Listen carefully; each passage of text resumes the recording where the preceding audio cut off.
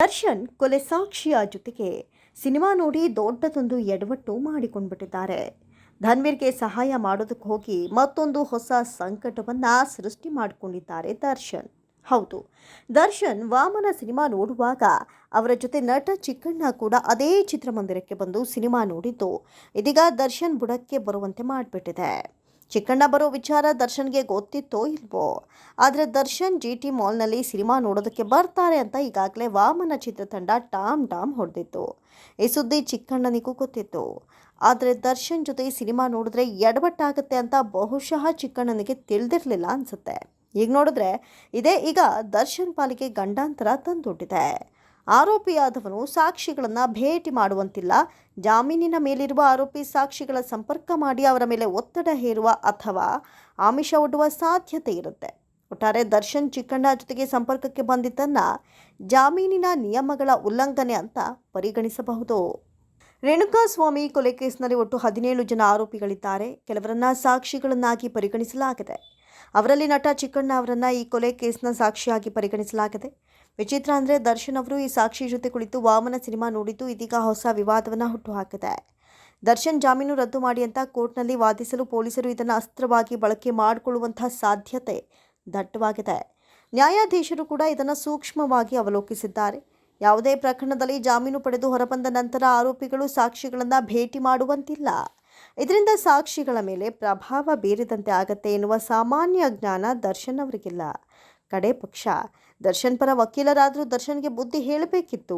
ಅದು ಅಲ್ಲದೆ ಚಿಕ್ಕಣ್ಣ ದರ್ಶನ್ ಆರೋಪ ಹೊತ್ತ ಮೇಲೆ ಭೇಟಿ ಮಾಡ್ತಾ ಇರೋದು ಇದೇ ಮೊದಲೇನಲ್ಲ. ಈ ಮೊದಲು ಒಮ್ಮೆ ದರ್ಶನ್ ಪರಪ್ಪನ ಅಗ್ರಹಾರ ಜೈಲಿನಲ್ಲಿದ್ದಾಗ ಚಿಕ್ಕಣ್ಣ ಬಂದು ಭೇಟಿಯಾಗಿದ್ರು.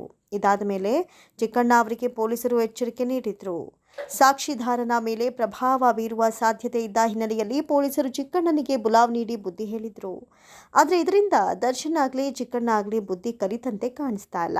ಈಗ ಇವರು ಒಟ್ಟಾಗಿ ಕುಳಿತು ಸಿನಿಮಾ ವೀಕ್ಷಿಸಿರೋದು ದರ್ಶನ್ಗೆ ಸಂಕಟವನ್ನೇ ತಂದೊಡ್ಡಿದೆ. ನಟ ದರ್ಶನ್, ಪವಿತ್ರ ಗೌಡ, ಲಕ್ಷ್ಮಣ್, ಪ್ರದೂಷ್, ನಾಗರಾಜ್, ಅನುಕುಮಾರ್ ಹಾಗೂ ಜಗದೀಶ್ ಅವರಿಗೆ ಕರ್ನಾಟಕ ಹೈಕೋರ್ಟ್ ಕಳೆದ ವರ್ಷ ಡಿಸೆಂಬರ್ 13ರಂದು ಜಾಮೀನು ನೀಡಿತ್ತು.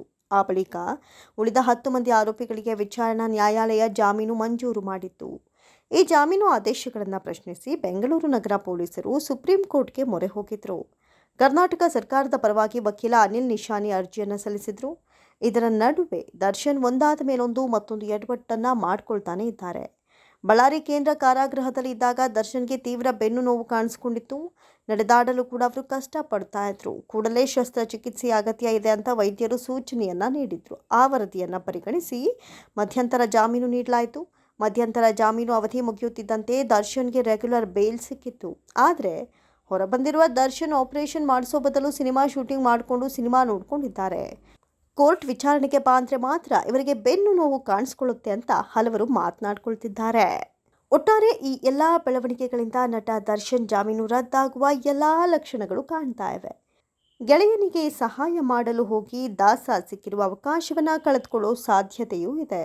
ಇತ್ತೀಚೆಗೆ ಬೆನ್ನು ನೋವಿನ ನೆಪ ಹೇಳಿ ಕೋರ್ಟ್ ವಿಚಾರಣೆಯನ್ನ ತಪ್ಪಿಸಿದ್ದ ದರ್ಶನ್ ದಿಢೀರಂತ ವಾಮನ ಸಿನಿಮಾ ನೋಡಲು ಪ್ರತ್ಯಕ್ಷರಾಗಿದ್ದು ಅವರಿಗೆ ಮುಳುವಾಗಲಿದೆ. ಈಗಾಗಲೇ ದರ್ಶನ್ ಹಾಗೂ ಇನ್ನೂ ಕೆಲವರ ಜಾಮೀನು ರದ್ದು ಮಾಡುವಂತೆ ಕೋರಿ ರಾಜ್ಯ ಪೊಲೀಸ್ ಇಲಾಖೆ ಸುಪ್ರೀಂ ಕೋರ್ಟ್ನಲ್ಲಿ ಅರ್ಜಿಯನ್ನು ಸಲ್ಲಿಸಿದೆ. ಸುಪ್ರೀಂ ಕೋರ್ಟ್ ಅರ್ಜಿಯ ವಿಚಾರಣೆಯನ್ನ ನಡೆಸಲಿದೆ. ಇದೀಗ ದರ್ಶನ್ ಮಾಡ್ತಾ ಇರುವ ಎಡವಟ್ಟುಗಳು ಪೊಲೀಸರ ಅರ್ಜಿಯನ್ನು ಇನ್ನಷ್ಟು ಬಲಪಡಿಸಿದೆ.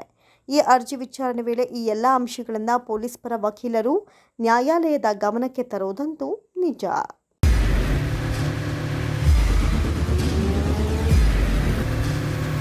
ಪ್ರಜಾಮಾರ್ಗ ನ್ಯೂಸ್, ಇದು ಜನಸಾಮಾನ್ಯರ ಧ್ವನಿ. ನಮಸ್ಕಾರ. ನೀವು ನೋಡ್ತಾ ಇದ್ದೀರಾ ಪ್ರಜಾಮಾರ್ಗ ನ್ಯೂಸ್. ರಾಷ್ಟ್ರದ ರಾಜ್ಯದ ರಾಜಕೀಯದ ಬಗ್ಗೆ ಹೆಚ್ಚಿನ ಸಿನಿಮಾ ಅಪ್ಡೇಟ್ಗಳಿಗಾಗಿ ಫಸ್ಟ್ ಲೈಕ್ ಮಾಡಿ, ಸಬ್ಸ್ಕ್ರೈಬ್ ಆಗಿ, ಹಾಗೆ ಫಾಲೋ ಕೂಡ ಮಾಡಬೇಕು.